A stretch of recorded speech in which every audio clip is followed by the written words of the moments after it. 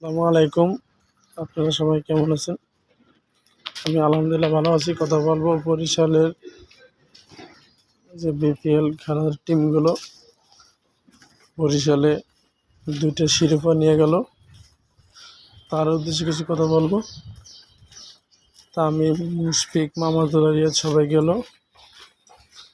দেশে এত মানুষ আসলো ওই মাঠে, যে মাঠে ওরা গেল, এত মানুষ আসলো, মানে মানুষ দেখে তামিম, মুশফিক, রিয়াদ অবাক হয়ে গেল যে বরিশাল এত মানুষ আমাকে ভালোবাসে, মানে ক্রিকেট খেলাকে ভালোবাসে এত লক্ষ লক্ষ মানুষ।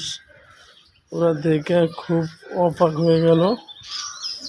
তবে ওরা গেছিল অনেক বড় আশা নিয়ে, মানে দর্শকের সাথে অনেক কথা শেয়ার করবে, মত বিনিময় করবে, কিন্তু মানুষ বেশি হওয়ার কারণে অত কিছু মত বিনিময় করতে পারে না। তাই